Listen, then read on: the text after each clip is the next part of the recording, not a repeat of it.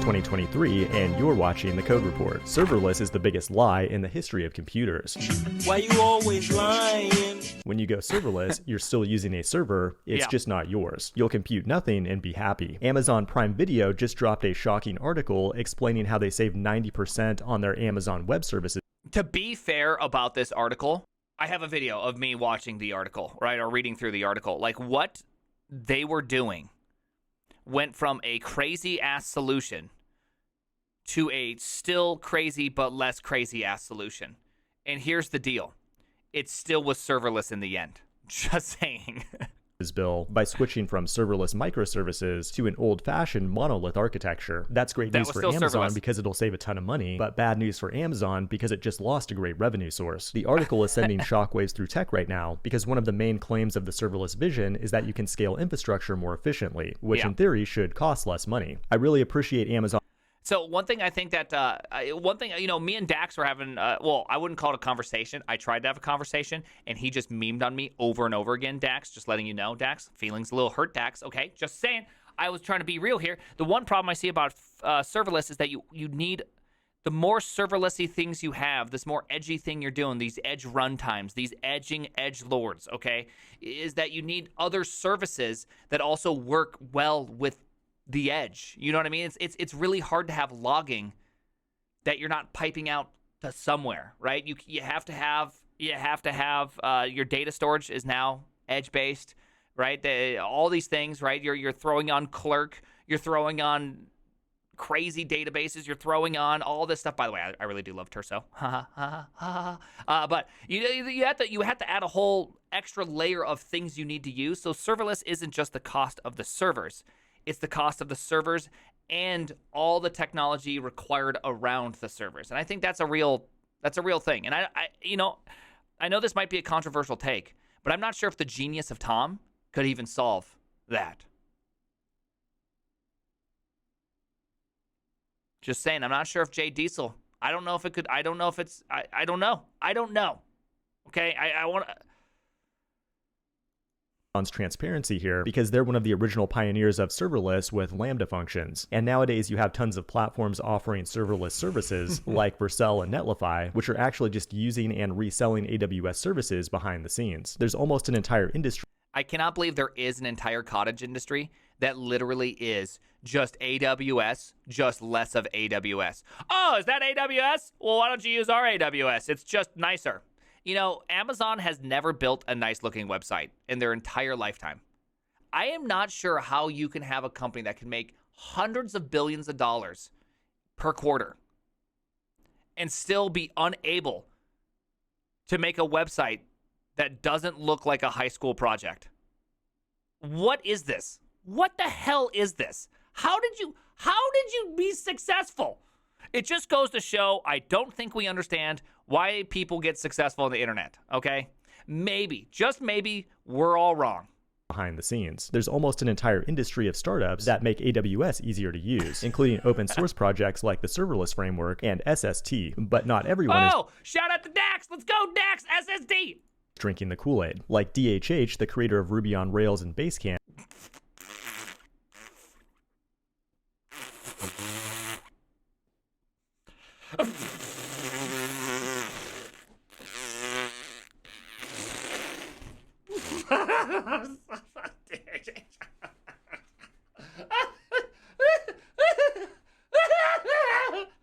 Okay.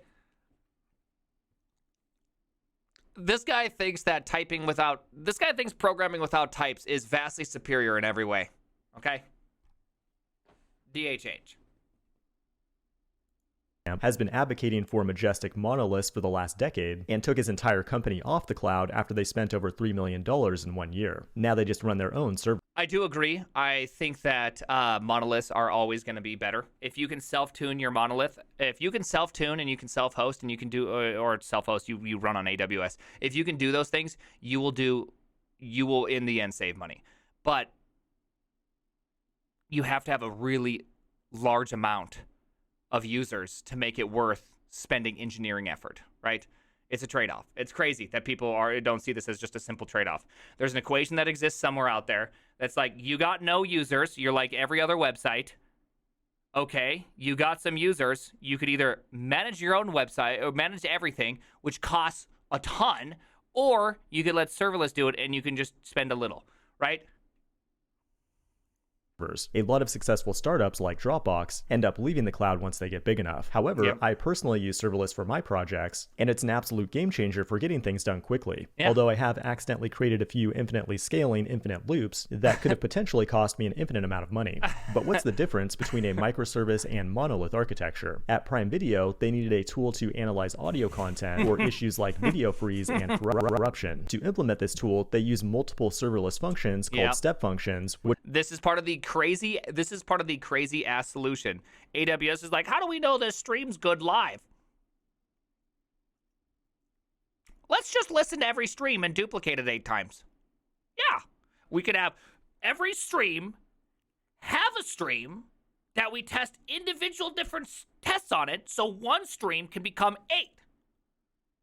That's how we're going to do it. It's so simple. Like, when you think about it, this is the Lord's answer to all of our problems. We'll know right away when there's a problem. 1 year later, wow, that's expensive. How did we do that? Which are basically the same. The solution, just put these all into one process. Oh, wow. It's like it's 10 times cheaper to not have 10 streams.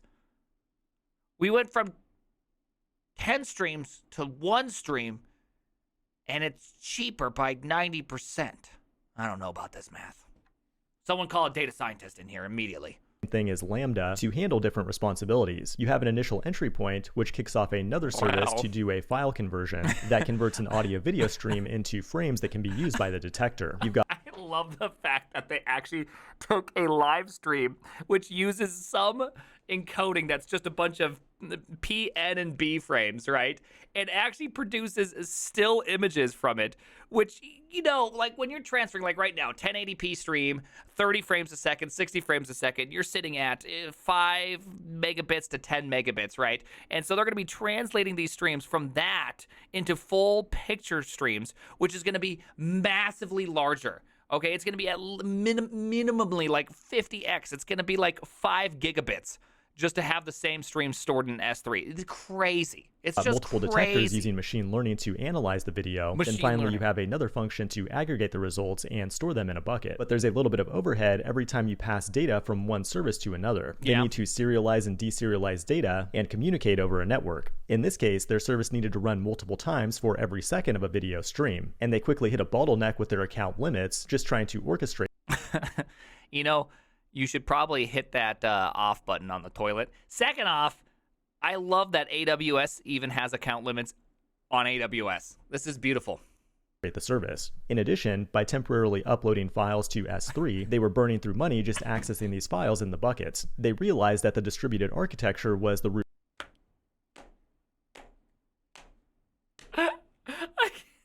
It still tickles me thinking that they turned the video stream into a bunch of images, put it on S3, and were surprised that it cost money. Like, nobody did the math. Like, no one's like, okay, so a put costs us this, and a get costs us this, and data costs us this. Let's just do a quick equation. Hey, Bill, that's going to cost us a fuck ton. Hey, Bill, can you get Tom? Tom's a genius. He needs to solve our problem. Like, how did you not just run basic numbers here? Like, there's an equation that's simple.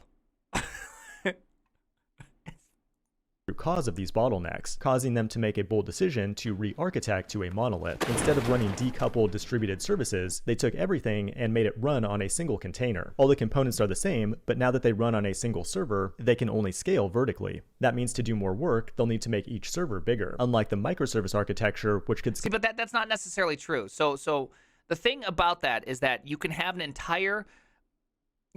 The problem was it's not okay. So there's like a little bit of a goof up here. The problem wasn't that you can still horizontally scale the shit out of this.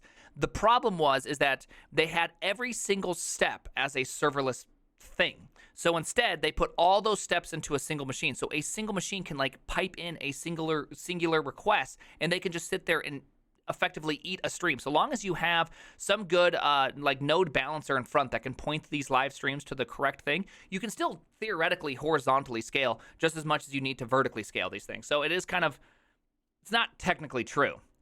scale horizontally Yeah, it's by just the whole creating more program, 'cause the servers for program each itself individual is still component based an on its isolated scaling item. needs. Right. That seems like it would be a drawback, but it eliminated all kinds of unnecessary communication and network usage that reduced their costs by 90%. And for a product of this magnitude, that means millions of dollars saved. So I guess the takeaway.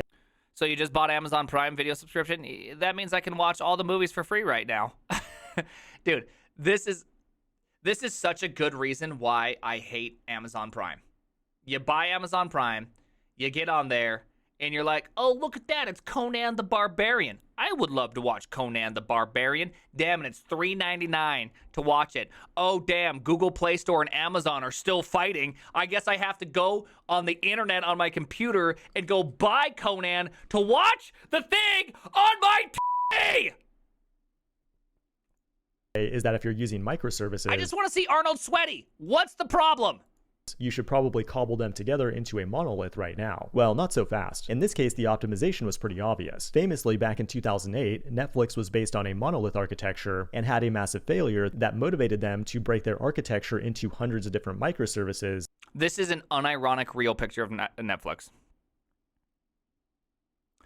This is like a real picture of Netflix. By the way, that 2008, the 2008 problem he was talking about, I was at a gymnasium and I read that news on a BlackBerry phone.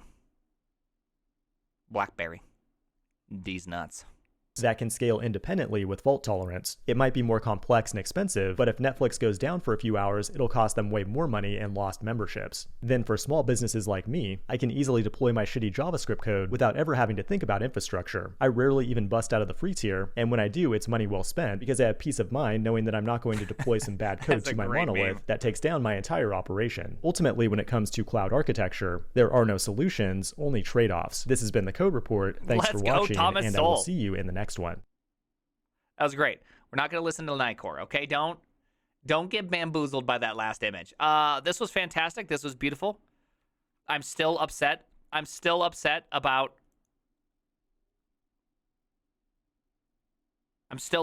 Amazon doing that with live streams. I feel like there's a better way, and I feel like they know there's a better way. Okay?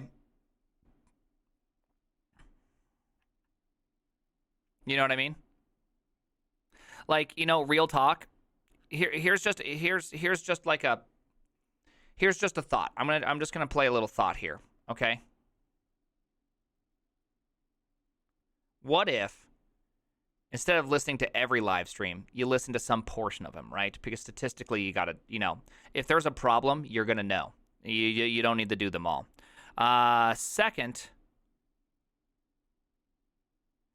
you could just store the RTP, right? You have RTP, RTCP, right? Or RCTP.